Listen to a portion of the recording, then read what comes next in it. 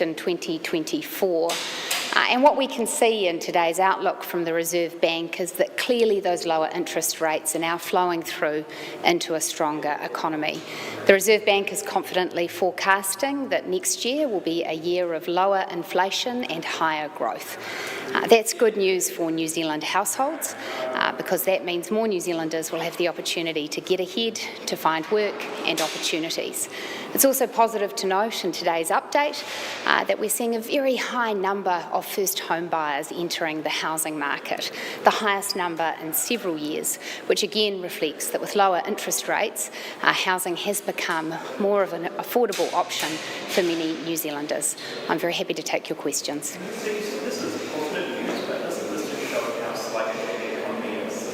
Well, what the Reserve Bank forecast very confidently in today's update is lower inflation next year and stronger growth. And what that means is fewer price rises for New Zealanders across the economy, and it means more opportunities for businesses and workers alike. And clearly what the Reserve Bank is saying today is that they're seeing stabilisation. They're not forecasting that significant additional reductions in the interest rate will be required. Instead, what they're forecasting is that this could potentially be the bottom of the interest rate reduction cycle, which would align with the view that we've reached the trough in the economy and we're now on the up. And it's disappointment that it doesn't appear to be that they're seeing no further cuts. Well, that's obviously a decision for the Reserve Bank to take within their mandate. What they are clearly forecasting is inflation coming down further. That's good news.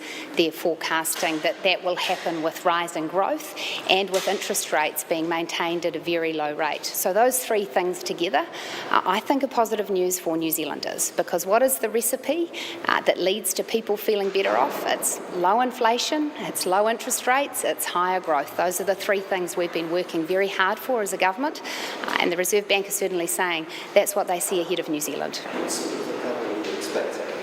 Is this going to be a box start, economy coming back, something less Well, I'd be very reluctant to use that phrase when I am acutely conscious that many New Zealanders are continuing to do it tough, and I know that many New Zealanders would have liked this recovery to come sooner.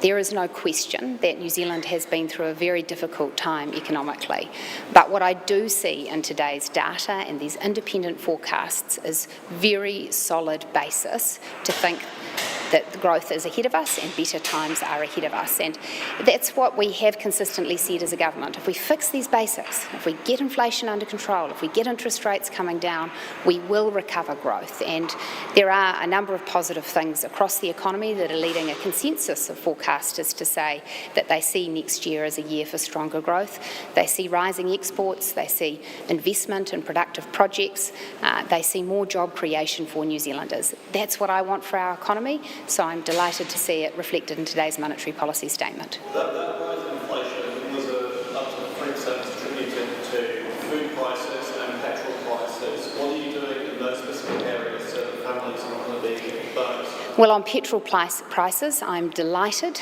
that our government stopped the petrol price tax increases which were proposed by the previous government. We put a halt to those on coming into government, and we removed the Auckland regional fuel tax. If we hadn't taken those steps, there's no question petrol prices would have been higher and petrol price inflation would have been higher. On food prices, what we have seen is elevated rates of global food price inflation, which has had an impact here in New Zealand, and we're already seeing that those prices are coming down again, and I would hope to see that reflected in the New Zealand rate of food price inflation. On petrol prices, you want to put them up by 12 cents in 2027. Does this give you any thought of maybe making any changes to that? Well, what today's forecast shows is that in 2027, New Zealand will have had some healthy growth occurring in the economy for several months, and it will also be experiencing low inflation. That's a very different environment from that which we've encountered over the past 2 years. The decision that National made going into the campaign and that our government has adhered to is that this was not the time for petrol price increases as was proposed by the previous government. However, as we look to the future, future. New Zealanders want us building the future, and that means building new roads, that means repairing existing roads, and that does take revenue to deliver. And so car users in the future, as has always been the case, will make a contribution to that through their petrol tax. Would you like the Monetary Policy Committee to detail how different members voted, so to name the member and say how they voted and give explanations? Well, in general, I'm in favour of more accountability and transparency in the way that the Monetary Policy Committee delivers its functions. I want to have the discussion on the specific question you're asking with the incoming Reserve Bank Governor, who will be putting her feet under the desk in a few short weeks, because I think there are opportunities to revisit the Monetary Policy Charter. I think it's appropriate I do that in discussion with the Reserve Bank. Are there any other changes that you look to make to improve accountability and transparency? Well, look, I think there may be a number of opportunities. I have made clear to the Reserve Bank Board and to the incoming Governor that as a general principle, I think as an institution, the Reserve Bank should be upfront, transparent, accountable, because that builds trust. And an institution of the importance of the Reserve Bank requires the trust of New Zealanders, and in general, I think openness supports that. Is it a problematic thing if the Monetary Policy Committee is making decisions in a split manner or not unanimous manner? Not at all. I think that reflects the reality that a number of these economic judgments are subjective and have information on both sides. I think it aids market participants and New Zealanders to understand the different factors that are being weighed up by individual committee members. And if you look around the world, it's very common for monetary policy committees to both record split votes and record the reasons for those. And that's not seen as a sign of any instability. It's again seen as a sign of being upfront, being accountable, being transparent. So some of the committee members raised the point that cautious behaviour from businesses and households could actually slow down that recovery of domestic demand and sort of lead to a lower inflation number that goes below that midpoint target. And I was just wondering what your thoughts are on that. Well, of course, the key thing there is that the Reserve Bank needs to target that midpoint of 2%, and if they thought that it was going lower than that, then they would have options about how they responded with monetary policy. I think there's two things. One, the Reserve Bank does reflect in its statement today that they seem to agree with my hypothesis that what we saw in the second quarter of this year was that the Trump tariff announcement did lead to precautionary behaviour, both from businesses and households. It's also notable that the Reserve Bank is very definitive in its statement that it thinks the negative GDP number in the second quarter was overstated statistically, that they expect it to be adjusted, that while things were tough in the second quarter of this year, they weren't as bad as that headline number suggested in the first instance. This will be relief for people going into Christmas. I hope so. New Zealanders deserve relief. Many people have worked extraordinarily hard for many years post-COVID to help dig this country out of a very difficult economic period. And I want them to know that looking ahead, we're not going to have those astronomical price increases that characterised our economy in recent years. I want them to know that their mortgage will be more affordable when they go to refix it. I want potential first home buyers to know that they're buying a home in an environment where interest rates are lower and they'll be able to service that debt more easily. And I want New Zealanders to know that the growth that our country needs is absolutely here now and going to get faster in the months ahead. And what that means is more jobs for our fellow New Zealanders. It means more opportunities, it means greater incomes, and it means households will have more opportunities to get ahead. That's the news I want people hearing going into Christmas, so I hope they hear it today. Labour put out a press release saying that the Reserve Bank is doing the work that Christopher Luxon can't. What do you say to that? I say that Labour probably need to go back and study some economics, because monetary policy and fiscal policy should work together to deliver a strong economy. Labour forgot that when they were in government. They actively used fiscal policy against the Reserve Bank, spending up with wild abandon in a way that forced the Reserve Bank to hike interest rates ever higher to try and get a lid on inflation. And it's notable that during Labour's time in office, inflation got completely out of control for an extended period, hiking prices across the economy, that is still hurting New Zealanders today. Hiking interest rates across the economy that has had a hugely constraining effect on growth and job creation. So I won't be taking any advice from Labour until they acknowledge the mistakes they made in the past that helped lead New Zealand into what has been an extremely difficult period for many people. Is it concerning though that And why don't they just celebrate some good news for once? is it concerning though that our economy is so interest rate sensitive? We seem to be particularly sensitive to spikes and cuts, and do we need to, how do we fix that? Well, I actually see it a different way, which is that our economy has been sensitive to overly expansionary fiscal policy and has been sensitive to a period of very high inflation. Interest rates have done their job in managing that, as orthodox economic theory would tell you they should. And what we see is that with those lower interest rates, people do have more discretionary cash available in both their business and household budgets, and that is leading to the increase in economic activity that you'd expect. Actually, this is about New Zealanders making decisions that when prices are more stable and when their debt servicing costs are lower, they can afford to do more. And as National looks to the future, we're not prepared to just sit back and say, oh, well, we've fixed the basics, inflation's lower, growth's returning, interest rates are lower. Our task is also to build a better future. And that's why, for example, we want to increase contributions to KiwiSaver. That's why, for example, we want to replace the Resource Management Act to allow more of our natural resources and land to be developed. It's why we're going for housing growth so that there can be more housing supply in the future to respond to increases in demand without the sort of housing asset price bubbles we saw under the last government. So I'm confident that with this platform we can make a lot more progress for New Zealanders. And you haven't even heard me on the list of other things we're doing in our schools to lift education achievement, the things we're doing in our health system to adopt new digital tools to deliver better services to patients, the things that we're doing in our social welfare system to make sure that we have a strong social safety net, but also we are encouraging people into work. So we need to fix the basics first. Today's statement, I think, does put a line in the sand. It says those basics are under control. Now let's build the future. Minister, how worried are you about inflation ticking up further, so the banks obviously see that the outlook is balanced for inflation, but how worried are you about that? Look, I'm not, because what the Reserve Bank say in the statement is that they see the risks as very balanced and they have opportunities to respond to any spike in inflation that occurred. They're actually forecasting that inflation has been at its highest point and comes down from here. They're forecasting that it will be in band, on target, and that's where it needs to be. Is Andrew Costa still the head of the Social Investment Agency? Yes, that is a matter for the Public Service Commissioner to comment on. Is it moving quickly enough? It's been more than 2 weeks.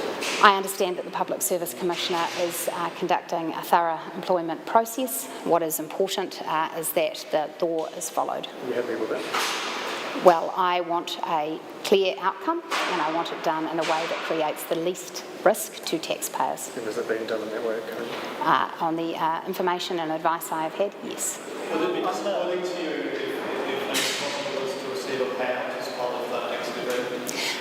It would be a matter for the Public Service Commissioner to ensure that any employment decision is done in a way that is fully open to public accountability and scrutiny, and that, in my mind, that means that I shouldn't prejudge the outcome of the investigation that is currently underway, and so therefore it would be inappropriate for me to comment on your hypothetical question. But if there was a number, would you like to see that number released? Look, I'm afraid that your question asks me to prejudge an employment process. It asks me to assume an outcome, and that it would create legal risk for me to do that. And what I mean by legal risk is the potential for New Zealand taxpayers to be sued, which could cost an awful lot of money, and I don't want to make statements today that put New Zealand taxpayers in that position. On the Regulatory Standards Act, why are you talking about potentially repealing legislation that the government passed just 2 weeks ago?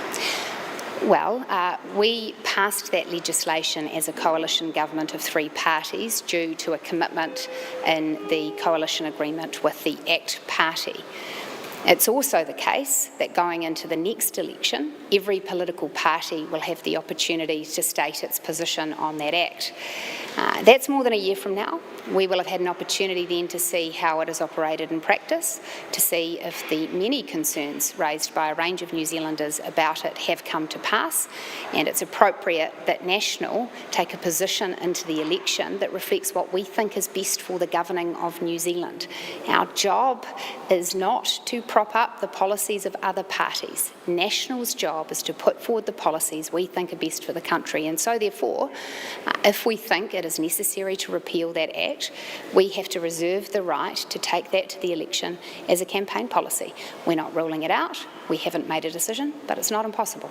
But if you think it's possibly legislation that's going to have that sort of deleterious effect on New Zealand that some submitters, many submitters suggested it would, surely you would have just said to David in the negotiations, sorry, we're not going to vote, you didn't vote for the treaty. We've delivered a strong, stable, three-way coalition. And a large part of how we have ensured that is sticking to our coalition commitments. We had a crystal clear coalition commitment to act on this matter, and we have kept it. And we've done that in the interests of stable government, and New Zealanders have made clear to us they do not want this term of government to be one of a government that can't make progress because there are coalition battles. And I think it's actually a significant achievement of the Prime Minister that we've seen such good progress on the coalition agreements, such stability in the government, and sometimes, yes, that requires compromise, that requires sacrifice, and it shouldn't be a surprise to you to know that National absolutely did not campaign on this Act becoming law. It was not our policy, it was ACT's policy. So I don't think that then means that National needs to take any particular position going into the next campaign. So anything in the ACT Party coalition agreement you may repeal next year? Well, obviously, we will have to take every policy and issue on a case-by-case basis as we put our manifesto together. It's the case that many of the initiatives we have progressed as three parties are policies that National is very proud of, and I won't go through a case-by-case today, but as specific questions come up, we will form positions on them. How advanced is the discussion in the National Party about repealing or campaigning to repeal the standards for? That's not a discussion we have had in caucus yet. Could we talk about the supermarkets announcement? Why should people in Northland and Southland and all across the country, across Christchurch, how to find the cities? Well, that's not what that announcement is about. It's about the fact that right now, if you were a new supermarket chain wanting to enter New Zealand, the rules for the building of your supermarket could vary completely across the different cities you wanted to open in. That creates time waste, it creates complexity, delay and cost. And so one of the steps we're taking to fast-track new supermarkets is to say, look, if you want to open multiple supermarkets, one-stop shop, same rules, same process, we'll take some of the faff out, because if you want to open a competitive new supermarket in New Zealand, we want you. The welcome mat is being rolled out. Why? Because we want more affordable food prices for New Zealanders, and we are convinced that greater competition would put more pressure downwards on food prices in New Zealand. The big duopoly needs competitors, and our government is getting every regulatory barrier out of the way to assist with that. Is it still the case that one supermarket new competitor would be able to access this, and does that mean that Christchurch needs to go and visit that town? No, I think you're confusing two things. There's the resource consent process, for which we have put a fast-track mechanism in through the Fast Track Act. The announcement today relates to the building consent process. So that is about whether or not the structure in the building meets the building code, and rather than having that assessed on a council-by-council basis, we're asking Christchurch Council to do all of those so it's done in a uniform and predictable way. That is different from the resource consent process, which is what I think your question refers to. Why Christchurch City Council? Well, the Ministry for Business went through a selection process in which some other councils indicated they might be willing to take that role. They assessed the various councils against a range of criteria and ultimately decided that Christchurch had the combination of proven experience, the capacity to do it, and we're going to be able to deliver that in an efficient way. Minister, what do you think of the swirling of issues with relation to our Prime Minister? I think the only person calling it that is you. pivoting back to the OCR, how do you think today's decision sort of paves the way for the new incoming governor, who will make their first decision as well, being on the committee in February, and I guess as well this is Christian Hawkesby's last? Yes, I would like to take the opportunity to acknowledge Christian Hawkesby, as I have done in the past, and I'm sure will have the opportunity to do in the future. He has done a commendable job during his time in the governor's seat, and in particular has paid close attention to providing a strong transition for the incoming governor. And I think what she can look forward to, what Dr. Brayman can look forward to, is coming into a bank that has delivered on its mandate, that is ensuring New Zealand has low, stable inflation, that is managing its functions much better than it has in the past, and that is really committed to being better in the future. And so I think she can see that across the organisation there are many very talented and capable individuals, and with strong leadership they'll perform even better for New Zealanders in the future. And pulling together this OCR announcement and polling, how much optimism does this give you going into the election, so at the top, cost of living's down, and should we grow through it? Well, I've always said that real results don't come overnight. It would have been pretty easy at quite a few junctures over the past couple of years to say, you know what, this is hard, here's a sugar hit, I'm going to give you a helicopter cost of living payment. But I knew, and our government knew, that actually all that would have done is delayed and deepened the pain. And so we've taken a responsible course of ensuring that we're being disciplined about our spending, getting those basics in place so we have a platform for enduring growth and higher living standards for New Zealanders. And what I'm hopeful about is that we can see that that is delivering the results that we promised.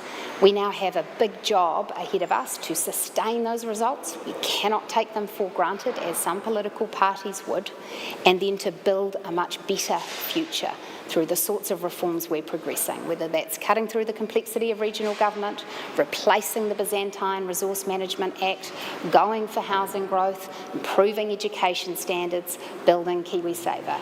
Those are the policies that in the future will ensure this is a more resilient economy. I think the choice will be clear at next year's election. Do we really want to go back to the Labour Party ways of excessive spending, excessive tax, excessive inflation, and go through all of this again? Or do we want to bank the gains of what have been 2 very hard years for many New Zealanders and then build a better future? And I think many New Zealanders will see that the latter choice is the better one. Is the Prime Minister communicating? Yes. Why? Because I think he's clear about what he means and what he says, and generally speaks with clarity. He, like me, is capable of the odd misstep. He, like me, sometimes says the wrong word in the wrong order. That's the nature of being a figure in the public eye who is speaking many more words in response to journalists than most New Zealanders could ever imagine. Did he make a mistake yesterday in suggesting that he didn't care if National MPs lost their seats? I don't think that that was what he meant to suggest at all. I think the context for that question was clear, which was that he was rejecting speculation that the polls that exist today would predict the result at the next election. He was doubling down on our party's commitment to grow our vote from where it currently is, and our conviction that we can do that. It's absolutely the case that we want every single MP in our caucus who wants to return to Parliament after the next election to be back there with us, and more besides, because we have some talented candidates across this country who would be great representatives for New Zealanders, and that means growing our party vote so more national MPs can be in Parliament. The Prime Minister is absolutely committed to that task, and we know that every minister, every backbencher is on that job with us. Sorry, Minister, just to clarify, on the sort of leadership speculation question, so you feel it's a bit of a media beat-up, is it? Well, you used a particular adjective, I forget what it is now, and it's not an adjective that I'd use. It's a bit obviously a few articles, Hey, since I became the Deputy Leader with Chris Luxon, actually since I became an MP, I would love to find a 6-month period in which the media didn't engage in some speculation about the National Party leadership. That has been a recurring theme, and that's just something we've come to expect. We have to take that in our stride, because actually our job is not to get down in those weeds with you. Our job is to stay focused on the task ahead, delivering for New Zealanders, strengthening the economy, making policy reforms. And if we were to engage every time in your level of speculation about what the Chatterati are saying, then we wouldn't be doing what's best for New Zealanders, and that needs to be our focus. Or alternatively, could it just mean that people haven't liked the National Party leader since you've been in MP? Well, as I said yesterday in an interview, there are many things that you can look for in a Prime Minister. For me, clarity, strength, focus, resolve, the ability to manage a team are very important attributes, and our Prime Minister has them in spades. You can also look for popularity. No doubt that's nice to have. But popularity does not necessarily translate to a better New Zealand. And if you want an example of that, have a look at the reign of Jacinda Ardern. She had high popularity ratings, but what did she deliver for New Zealand? Well, we were left with a mess. And so I would say that simply judging things on a particular popularity score one day or the next is not the right way to think about the leadership this country needs. Thanks, Thank you. Thank you.